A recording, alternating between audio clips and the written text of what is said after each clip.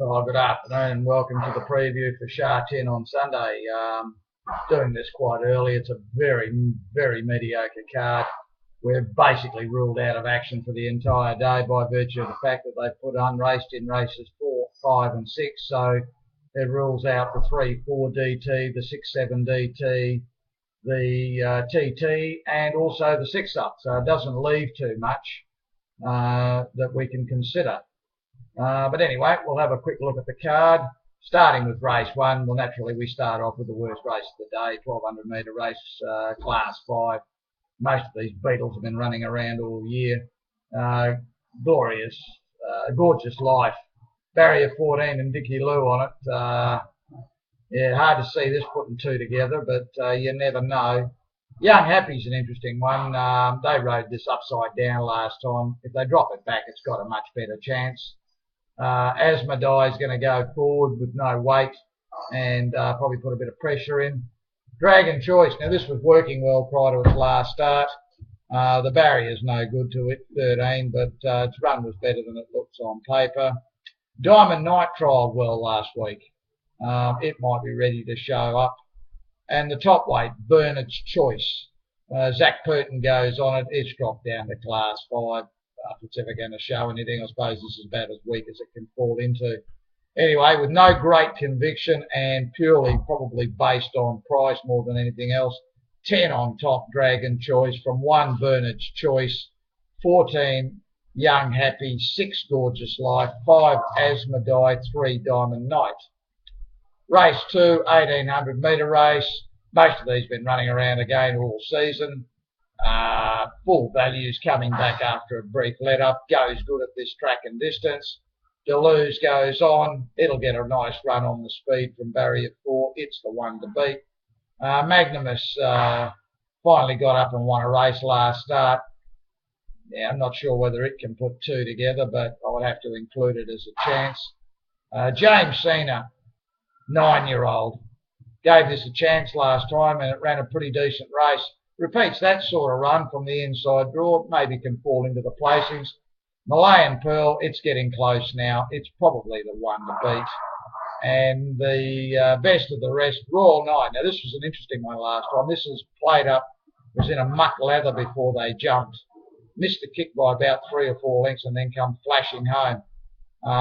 The problem with it, of course, is that it's going to do it again. It does it all the time, so you're taking a chance. In the end, 2 on top from 1, 5, 6, 3 and 11. Race 3, Happy Kaiser's won its last 2. Pretty impressive. No reason to see why it couldn't win again. It's up in weight, 3 kilos in the wide draw, but it's racing well. Bullish Power, probably go forward and set the tempo. Depends on how much pressure comes from really the best. If it attacks, might fall in a hole. Won't do each other any favours there. If Clement Spirit can ever jump, it's got a chance. And Dynamic Cross, it's the other speed also. There is a fair bit of speed here. I'd expect something coming from the back of the field to win this.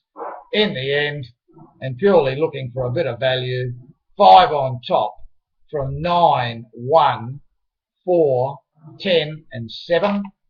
Now obviously races 4, 5 and 6 were out of action with the unraced, so we've got no interest there. We go to race 7. Looks a race in 2. Bobo Dragon killed them last start. Hard to imagine them getting close to it here. The one to beat, Glorious Sunday. I think one of those 2 wins.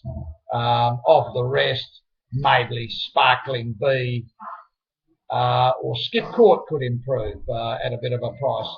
But a race with very few chances, not much conviction here. Bobo Dragon, number 3 on top from number 4, Glorious Sunday.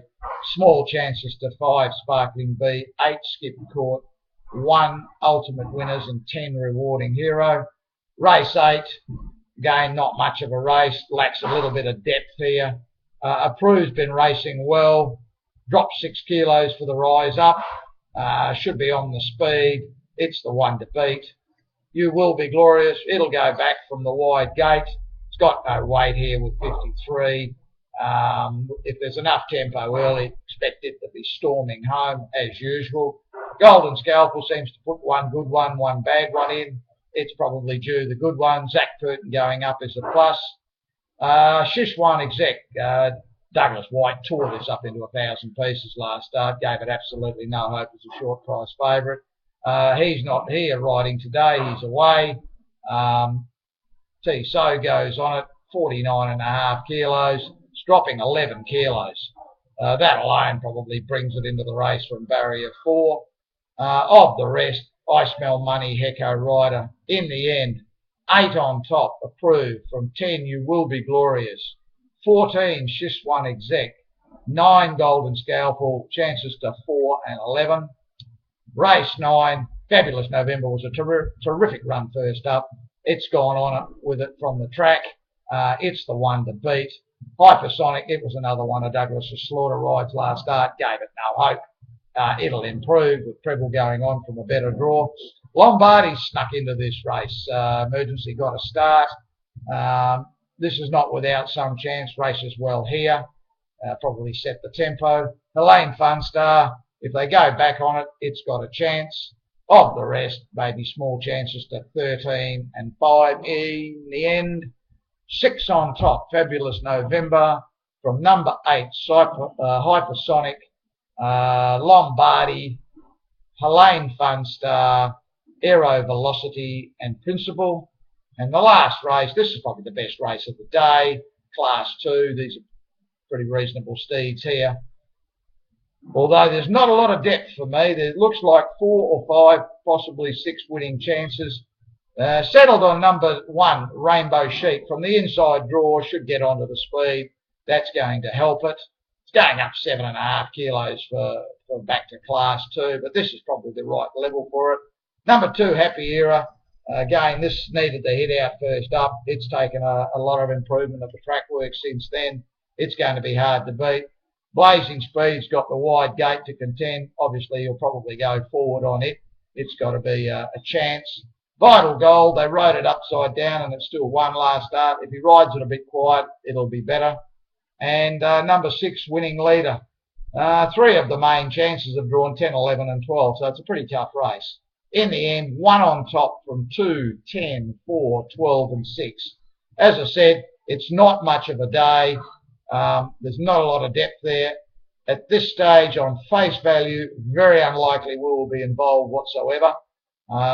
May look at the DT on races 9 and 10, but that would be the only races that we would consider betting in. But as I say, at this stage, I'm probably leaning 90% of the way to passing the card again and waiting for the big jackpot next Wednesday. Thanks for tuning in, and good luck on the weekend punting.